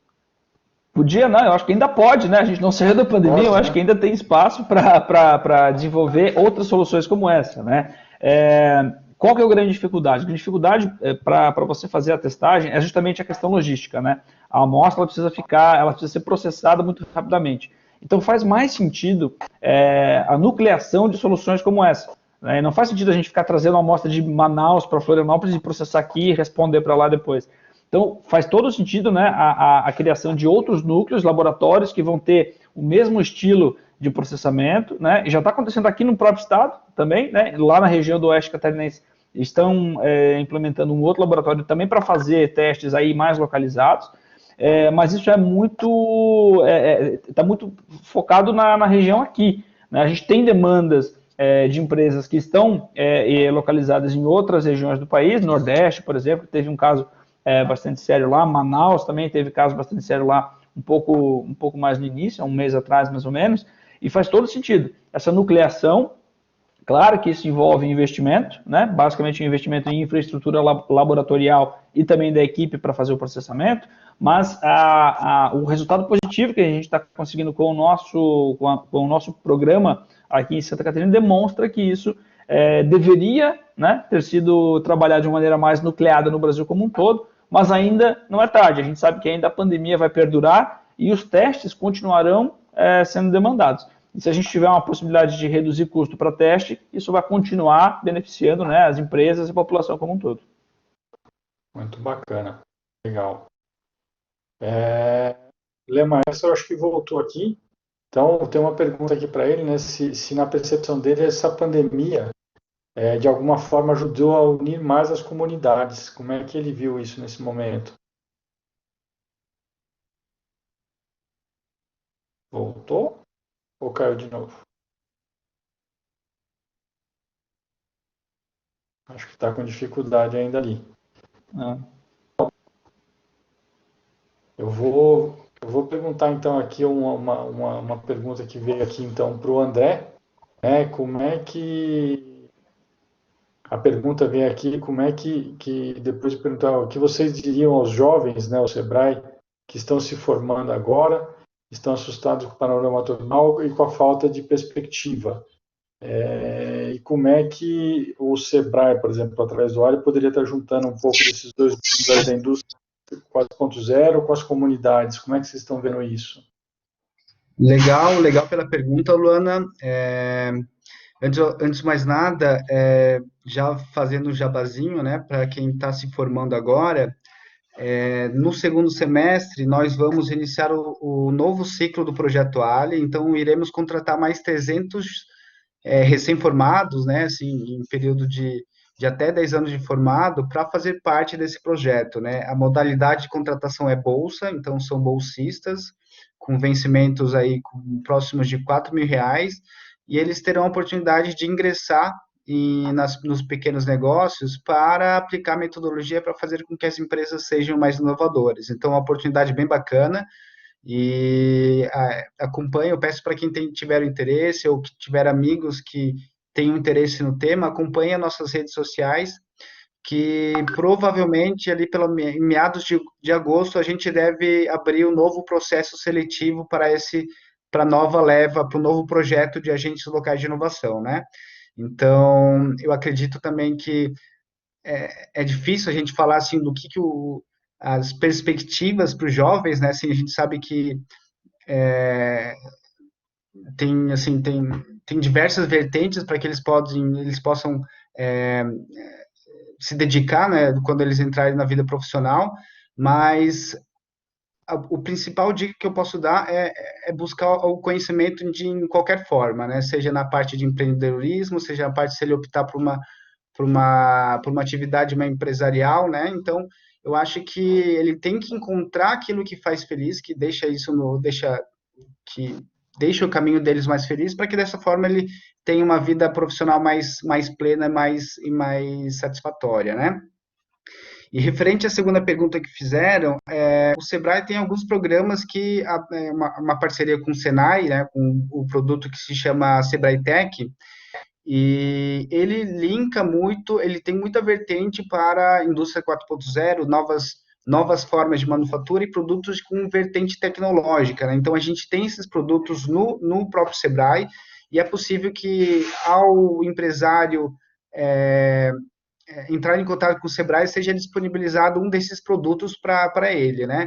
Mas, assim, se a gente olha a realidade das pequenas indústrias do Brasil, e até mesmo de São Paulo, né, que é um dos estados mais avançados quando a gente fala nesse tema, a gente ainda tá bastante no início, né? Então, a gente tem algumas fases que precisa percorrer, especialmente a indústria aí do Brasil, mas algumas empresas, especialmente assim, as maiores, já estão tendo bastante resultado com a implantação de tecnologias 4.0. Então, que eu acho que é uma possibilidade bem interessante para as empresas que estiverem prontas para isso, né? E referente ao empreendedorismo social, é até interessante, porque o Sebrae já teve uma parceria com o Gerando Falcões, lá por volta de 2017, se eu não me engano, e nossa função nisso é justamente capacitar formalizar os pequenos informais da comunidade, né, fazendo com que eles eles sejam microempreendedores individuais, e com isso eles tenham acesso a aos cursos, todos os programas que o Sebrae tem para oferecer essa capacitação para eles, né? Dessa forma, sempre eles capacitando na forma de como vender, como você construir uma rede de clientes, como você cuidar da finança de maneira própria, né? Porque a gente sabe que vontade só não faz uma empresa ficar em pé. A gente sempre tem que ter o papel da capacitação e do treinamento por trás para fazer um empresário de sucesso. Legal, bacana. Bom, tá dando aqui que o Lemaes tá online aqui para mim aqui, então eu vou fazer a pergunta. Acho que tá sim. Tá escutando? Voltei aqui. Agora sim. Eu vou deixar desligado, tá, pessoal? Que a internet está oscilando. Eu não sei se vai ser melhor desligar a câmera aqui. Com áudio. Beleza. A pergunta que foi feita aqui para você é se você notou nesse momento de pandemia se conseguiu unir mais a comunidade ou as comunidades nesse momento agora, se estão mais unidas, com ações mais próximas para o desenvolvimento das comunidades. Como é que foi a tua percepção disso? Bom, acho que primeiro falando dos moradores, né? Eu acho que a favela, a comunidade, ela sempre teve esse espírito colaborativo, né? Da Dona Maria, que divide um pouquinho do arroz, né? Troca o açúcar pela janela. Eu acho que esse espírito colaborativo na comunidade, na favela, ele sempre existiu. Porém, o que a gente observou nos últimos anos é que também essa competitividade, né, de um novo mundo, né, e cada vez um mundo cada vez mais competitivo, e também aí tem um lado um pouco não tão favorável, né, da evolução tecnológica, acabou esfriando um pouco as pessoas, mas eu acredito que não só nas comunidades, mas de maneira geral. E também, de maneira geral, eu acredito que as comunidades se tornaram mais unidas, como a sociedade passou a entender um pouco melhor.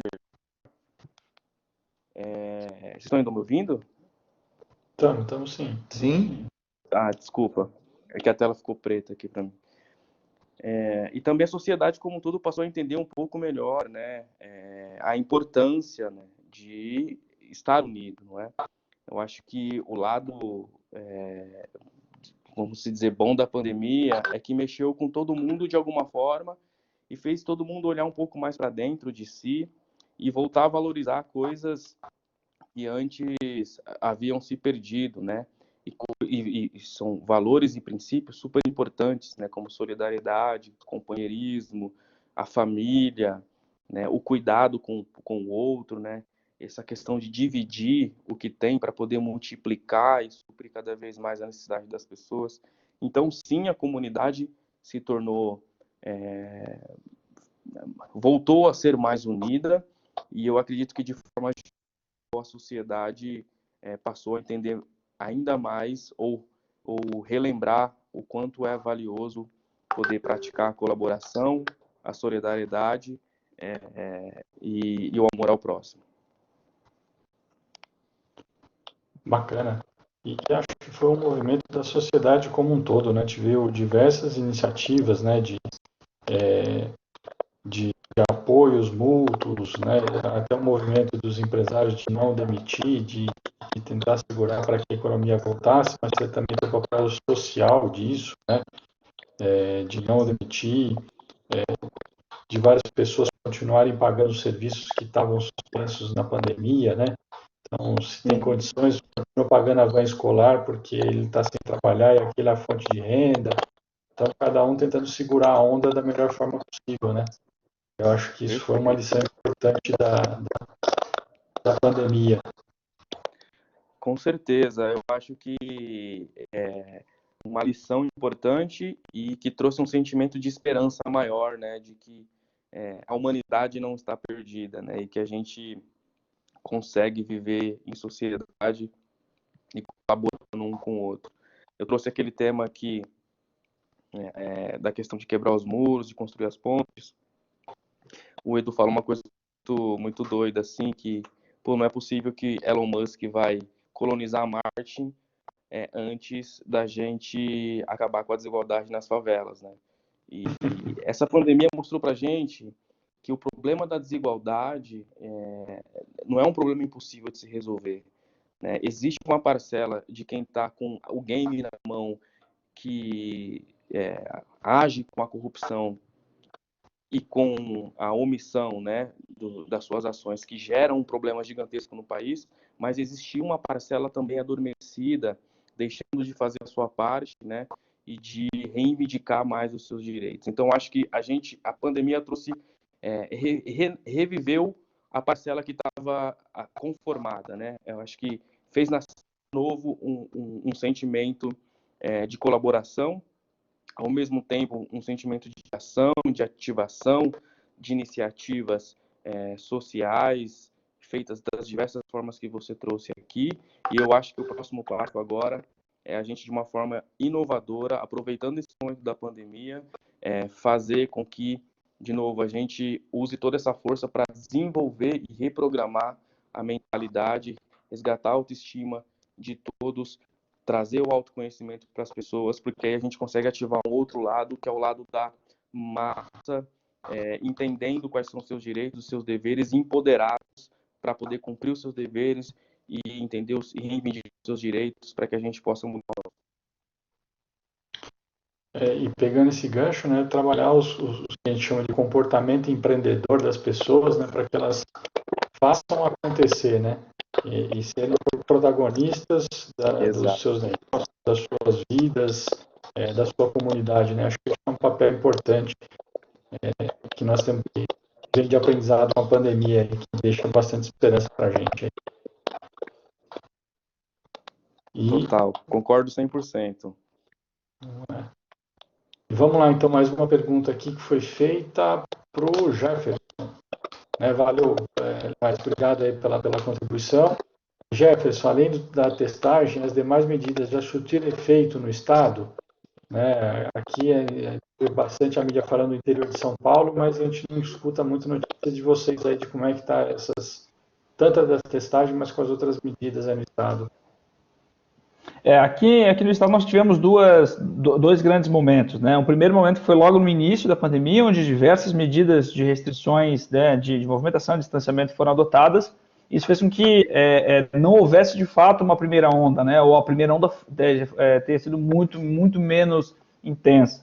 E ao mesmo tempo que nós começamos a trabalhar com a testagem, diversas empresas estavam começando a voltar, depois do primeiro lockdown, né, estavam começando a voltar, e a testagem em massa foi utilizada justamente para garantir essas pessoas retornando no trabalho. Então a gente teve alguns casos, como por exemplo uma construtora da região aqui de Joinville, região mais do norte do estado, que fez o teste em aproximadamente 100 pessoas, e dessas 100 pessoas, 30 estavam contaminadas, todas assintomáticas, ou seja, elas nem sabiam que estavam contaminadas, mas o teste apresentou que elas estavam contaminadas. E, obviamente, que essa contaminação dentro de uma obra de engenharia civil, um prédio que estavam construindo, certamente ia ter uma contaminação muito rápida entre todas as outras, os outros funcionários, né? Então, esse foi um caso. A gente teve outro caso também com uma empresa do setor de alimentos, também que testou 100% dos seus mais de 2.000 funcionários para voltar às atividades depois do primeiro lockdown de uma maneira muito mais segura. Isso também freou um pouco também a contaminação na região. Porém, o que a gente tem percebido aqui nas últimas 3, 4 semanas, tem havido, depois das liberações subsequentes que foram acontecendo durante o mês de junho e julho, a gente teve um aumento dos índices de contaminação. Mas é uma consequência, de certa forma, até natural, pela tomada de menos restrições nas cidades, né, e de uma forma centralizada pelo governo também, que aí sim, agora nós estamos enfrentando uma primeira onda um pouco maior, mas mesmo assim ainda abaixo, né, dos níveis de criticidade, porque a gente ainda consegue manter aí os hospitais como uma certa folga, em torno de 10, 15% de leitos desocupados aqui na região de Florianópolis, por exemplo. Então, mesmo que a gente esteja passando pela primeira onda mais severa agora, as medidas tomadas anteriormente, em conjunto com os protocolos de teste, né, e testagem em massa da população, permitem aí um pouco mais de controle da situação, principalmente na questão, né, de leitos hospitalares. Bacana. Muito bom ter a troca de experiência, como é que vocês conseguiram lidar. Isso serve aqui de reflexão aqui para o nosso estado aqui, como é que a gente poderia trabalhar também, principalmente no interior, agora que os casos estão subindo, né? Bom, pessoal, eu estou vendo aqui as perguntas que me enviaram já foram todas respondidas. Alguém tem mais alguma pergunta para a gente ir encaminhando? Acho que o Fábio fez um questionamento ali sobre o intervalo de testagens, né? Não há um prazo fixo de testagens, tá? O recomendado é que sejam testados entre 15 e 20 dias, porque o tempo de incubação da doença é de 15 dias, né? Então, o protocolo ele recomenda entre 15 e 20 dias retestando, e não precisa ser o mesmo grupo, pode ser grupos misturados. Legal, bacana, pessoal. Gente, eu acho que foram essas as perguntas. Eu gostaria de agradecer muito aí a presença de todos vocês e abrir para os palestrantes para uma mensagem final, compartilhar uma ideia final aí com a gente dessa nosso encontro aqui, que foi muito bacana e muito produtivo. Obrigado pela oportunidade de ver as exposições e conhecer vocês também. André. Obrigado, Paulo, também agradeço aí a oportunidade de trazer um pouco dos nossos desenvolvimentos aqui da região de Florianópolis, né, de Santa Catarina. E, bom, lembrando a todos também que se vocês quiserem, então, buscar os nossos contatos, podem acessar o site da Fundação CERT, né, www.cert.org.br. Lá vocês vão ter as informações, inclusive, sobre a iniciativa Covid-19. E também, se vocês quiserem também fazer meus contatos, depois eu posso colocar ali no chat também. Eu deixo os meus contatos ali de e-mail e telefone. Obrigado também mais uma vez ao pessoal da organização e lembrando sempre que a gente ainda está no meio da pandemia, então se puder fique em casa, né? Legal. Obrigado, Jefferson. André? Pessoal, agradeço novamente o convite. Eu acho que é um momento muito legal de compartilhar um pouco desse tema muito rico, né, cheio de vertentes, que é o empreendedorismo, a inovação. E o que eu queria demonstrar nessa curta participação hoje é a importância da inovação para o sucesso dos negócios, né? Eu falo assim, quando eu falo sucesso dos negócios, eu posso estender até para a vida das pessoas, assim, né? Como a gente consegue ser um profissional mais inovador dentro do nosso trabalho, exercendo aquele papel que a gente faz, né? Sempre buscando essa visão holística, essa visão da voz do cliente, o que o nosso cliente gostaria de ter de solução e tal, para que dessa forma a gente consiga ter mais sucesso na nossa área de atuação, né? E quando eu falo cliente, assim, ó, até funcionário, profissional, qualquer tipo de servidor tem um tipo de cliente, né? Assim, meus clientes são os agentes locais de inovação, por exemplo. Eu trabalho para que eles tenham a condição de exercer o trabalho lá na ponta, né? Então, essa fica a reflexão, né? Como que a gente consegue ser profissional mais inovador em tempos de pandemia. E, fora isso, agradeço todo mundo, agradeço a participação de todos, e um grande abraço a vocês e boa noite. Legal. Obrigado. Maestro? Bom, eu queria muito agradecer. Para mim foi um momento de muito aprendizado com todos vocês aqui, palestrantes. É muito bom poder compartilhar e poder falar de empreendedorismo social também e de fomentar a importância que ele tem, né, para a sustentabilidade do nosso país, da sociedade como um todo. E a mensagem que eu queria deixar final aqui é que todos nós que estamos aqui, possamos não só estar engajados, né, nas missões sociais, no empreendedorismo social, como também de fazer, mas como também de proliferar essa mensagem, né, de que a gente precisa criar uma mentalidade empreendedora em todos os atores da sociedade, que a gente precisa tornar os nossos jovens né, a serem protagonistas, empreendedores da sua própria vida, e que de que a gente, de alguma maneira, seja qual for a nossa área de atuação ou a nossa expertise, é possível somar nesse trabalho, seja com recurso financeiro, seja com recurso de inteligência, seja com trabalho voluntário, seja com a divulgação de um trabalho. Todo mundo consegue exercer o seu papel no empreendedorismo social para fazer essa transformação acontecer, né? Unindo e de forma coletiva que a gente vai mudar o nosso país. Então, muito obrigado pela oportunidade. Se vocês quiserem seguir um pouco do meu trabalho, Lê Maestro, tudo junto, você encontra Instagram, Facebook, LinkedIn, Twitter, e entre lá na página do Gerando Falcões também. Veja como você pode ser um voluntário, como você pode ajudar na campanha das cestas digitais, como você pode somar aí para essa transformação. E fica à disposição aqui dos palestrantes e de vocês para que, enfim, a gente possa eventualmente fazer algum trabalho em conjunto. E tamo junto, como a gente diz aqui. Bacana, muito obrigado. E pessoal, também gostaria de agradecer, deixar também a DESAMPA, né, que é à disposição de vocês. Muita gente não conhece, mas a DESAMPA ela é uma agência de desenvolvimento que tem uma série de cursos através de parcerias ou próprios empreendedores, todos gratuitos, programas de acelerações de negócios. Estamos trabalhando muito forte agora também na parte de sustentabilidade, na parte dos coworks públicos, com gratuitos para as comunidades de periferia, também projetos na parte de agro aqui, que ninguém pensa que São Paulo não tem parte de agro, mas tem sim, né? Então estamos apoiando aí projetos na parte de agricultura orgânica, tem uma série de coisas legais. Se quiserem informações, todas estão no site, lá no www.adsampa.com.br. Meus contatos depois eu também coloco aqui no chat, quem quiser falar com a gente aí, estamos à disposição. Agradecer muito os organizadores, né, os alunos aí do mestrado, estão de parabéns pela iniciativa, Celso, Aline, o Fábio, não vou elencar todos aqui que eu vou esquecer, mas os 3 que estavam aqui no painel com a gente, parabéns. Parabéns ao Menguini, ao Jefferson pela iniciativa, os professores que apoiaram também a iniciativa desse seminário.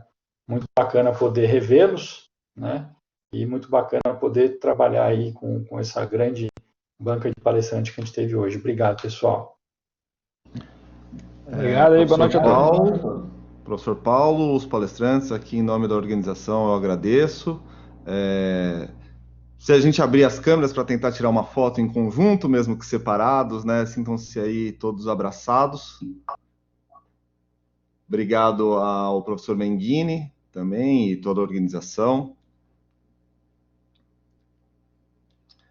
E lembrando de vou convidar vocês e todos os participantes, a semana de palestras está só começando hoje. Amanhã a gente vai ter um tema bem bacana, que é a questão de biossegurança e biosseguridade no agronegócio. Os links para os inscritos você já deve ter recebido. E tem tudo a ver com o tema de hoje, né? Justamente desde a testagem dos funcionários aí dos frigoríficos, até é seguro ou não consumir proteína animal e produzir, né? Então fica aí meu muito obrigado a todos os palestrantes, a toda a banca e aos participantes. Obrigado e boa noite.